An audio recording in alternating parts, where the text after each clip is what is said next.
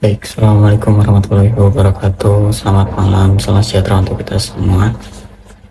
Perkenalkan, saya Muhammad Fajran Fauzan dari program studi pendidikan bisnis kelas A angkatan 2023 dengan NIM 1707623037. Di sini saya akan menganalisis SWOT dari suatu perusahaan, dan dari hasil analisisnya nanti saya akan memberikan solusi atas permasalahan tersebut.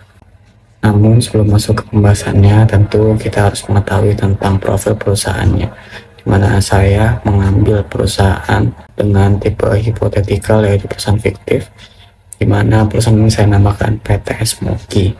Jadi PT Smoky ini adalah perusahaan menengah yang bergerak di bidang produksi dan distribusi bahan baku minuman seperti susu krimer, sirup, bubuk perasa, topping, dan lain sebagainya.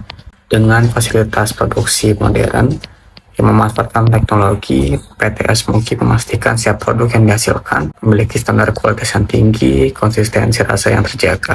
Tentunya fokus dari perusahaan ini adalah untuk selalu menyediakan bahan berkualitas untuk memenuhi kebutuhan industri coffee shop, kafe, dan juga restoran. Dan produksi, PT Smoky juga memiliki jaringan distribusi di seluruh Indonesia dengan sistem distribusi yang efisien. Produk-produk yang dihasilkan dari PT Smoky dapat dikirim tepat waktu ke berbagai wilayah. Tentunya untuk mendukung bisnis kuliner yang terus berkembang. Hal ini menjadikan PT Smoky sebagai salah satu mitra terpercaya bagi pengusaha industri minuman, khususnya coffee shop dan juga kafe. Lalu ada keunggulan dari PT Smoky di mana terletak pada kemampuannya untuk beradaptasi dengan tren pasar dan juga terus berinovasi. Perusahaan ini tidak hanya memproduksi produk standar, tapi juga mengembangkan varian baru sesuai dengan permintaan pasar, permintaan konsumen, dan tentunya tetap memperhatikan kualitas dari produknya. Nah, setelah kita mengetahui profil dari perusahaannya, perusahaan ini bergerak di bidang apa, maka selanjutnya masuk ke tahap analisis SWOT atau Strength, Weakness, Opportunity, dan juga Threat.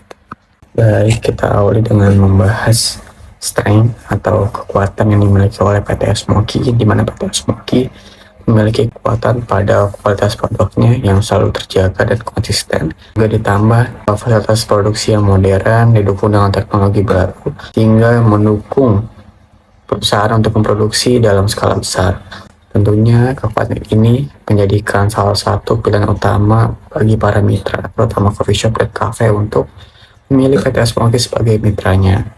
Lalu setelah mengetahui kekuatannya, tentu perusahaan memiliki kekurangan, di mana weakness dari PT Smoky ini adalah sebagai perusahaan skala menengah, PT Smoky mungkin menghadapi keterbatasan dalam jumlah produksi atau kapasitas produksi dibandingkan dengan pemain besar yang memiliki sumber daya yang lebih banyak.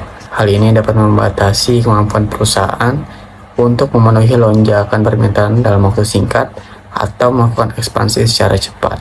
Hal juga perusahaan dituntut harus selalu menjaga efisiensi operasional untuk bisa bersaing dengan harga yang kompetitif di pasar. Dan itu PT Smoky juga mengalami ketergantungan pada bahan baku yang menjadi kelemahan jika terjadi penurunan permintaan di industri ini.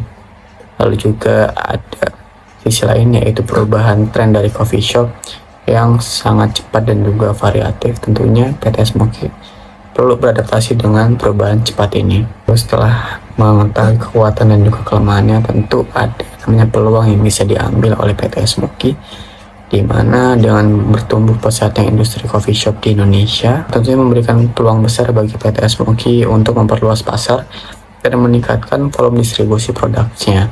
Ya, dengan meningkatnya jumlah kafe dan coffee shop di Indonesia, tentunya dapat menawarkan jenis minuman baru dan potensi pasar yang lebih luas untuk bisa dijangkau oleh PT Smoky.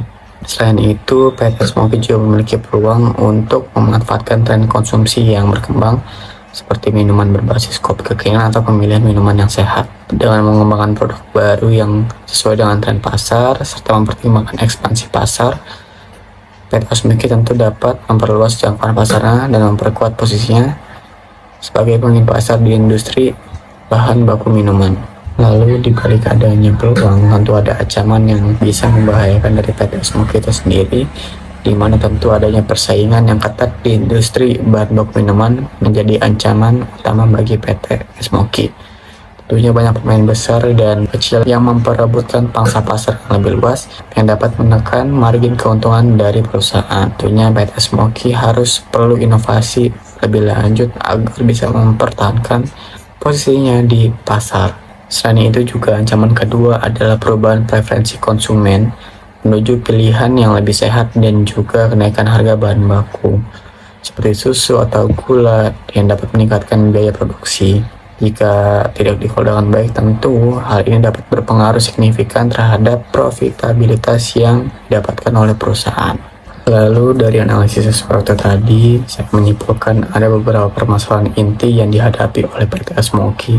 Yang pertama, ada keterbatasan dalam skalabilitas produksi, di mana PT Smoky ini kesulitan meningkatkan kapasitas produksi dengan cepat, terutama jika permintaan membludak dalam periode yang sama, dikarenakan jumlah sumber daya yang belum sebanyak kompetitor dengan nama besar. Lalu yang kedua, ada efisiensi rantai pasokan, di mana manajemen rantai pasokannya belum optimal. Tentunya hal ini dapat mempengaruhi pengiriman, sehingga dapat menyebabkan pengiriman lebih lambat. Nah, keterlambatan ini biasanya disebabkan oleh perencanaan produksi yang kurang tepat, koordinasi yang lemah antara pemasok dan distributor, serta ketergantungan pada proses manual yang rentan kesalahan. Permasalahan ketiga adalah pada proses pengendalian kualitas, di mana pengendalian kualitas yang baik sebagai standar mutu produk menjadi hal penting yang perlu diperhatikan oleh PT Smoky, di mana perusahaan perlu mengadopsi sistem pengendalian kualitas berbasis standar internasional dan mengintegrasikan teknologi seperti otomatisasi serta data analitik untuk memastikan perbaikan kualitas yang berkelanjutan. Lalu permasalahan yang keempat adalah inovasi produk yang lambat, di mana keterlambatan dalam merespon tren pasar tentu bisa menghambat inovasi, terlebih lagi tren minuman yang tersedia di coffee shop dan kopi Indonesia sangat berubah dengan cepat. Lalu setelah mengetahui permasalahan inti yang dihadapi oleh PT Smoky, selanjutnya saya akan memberikan rekomendasi penggunaan TI untuk mengatasi permasalahan yang dihadapi oleh PT Smoky. Pertama adalah dengan dapat menggunakan Enterprise Resource Planning atau ERP dan juga IoT atau Internet of Things. Misalnya dengan menggunakan ERP, yaitu dengan SAP, di mana memungkinkan perusahaan untuk mengintegrasikan berbagai fungsi seperti keuangan, produksi, manajemen ketersediaan dalam satu platform. Lalu juga menggunakan IoT, di mana IoT ini bisa mengoptimalkan jadwal perawatan mesin melalui sensor yang mendeteksi kehausan atau kegagalan mesin sebelum terjadi kerusakan. Hal ini tentu dapat minimalisir pengeluaran tidak terduga akibat ada kerusakan mesin. Yang kedua adalah dengan menggunakan cloud-based ERP dan juga supply chain management atau SCM, dengan menggunakan SAP, di mana dapat membantu perusahaan mengoptimalkan distribusi dan juga pengiriman. Teknologi berbasis cloud ini memungkinkan akses data secara real time yang memudahkan koordinasi antara pemasok, produsen, dan distributor di seluruh dunia. Contohnya contoh penggunaan aplikasinya adalah perusahaan dapat memantau dan mengelola aliran barang serta mengoptimalkan proses distribusi dari gudang hingga pengiriman ke konsumen dengan visibilitas yang lebih baik terhadap inventaris dan juga pada status pengiriman. Lalu yang ketiga adalah dengan mengkombinasikan AI dan juga IoT, di mana kedua alat ini dapat dikombinasikan untuk mendeteksi letak cacat dari suatu produk dengan tingkat akurasi yang lumayan tinggi, sehingga perusahaan tidak perlu repot-repot memastikan kualitas barang yang diproduksinya. Keempat, yaitu menggunakan big data dan juga analisis prediktif, di mana dua alat ini dapat digunakan untuk memprediksi tren ke depannya dan juga tentu permintaan dari pelanggan, sehingga membantu perusahaan untuk merencanakan produksi dengan lebih akurat dan mengidentifikasi peluang untuk mengembangkan produk baru. Contoh aplikasinya adalah Google BigQuery yang dapat menganalisis data dalam jumlah besar untuk mengidentifikasi pola permintaan dan membuat proyeksi yang lebih tepat ke depannya. Lalu manfaat apa yang bisa diberikan dari 4 solusi tadi? Tentunya dengan mempertimbangkan biaya produksi, efektivitas waktu, dan juga dampak ke produk yang dihasilkan. Pertama yaitu dengan ERP dan juga IoT yang digabungkan, di mana seperti yang dijelaskan tadi bahwa aplikasi ini untuk mengintegrasikan banyak koordinasi dalam satu platform saja.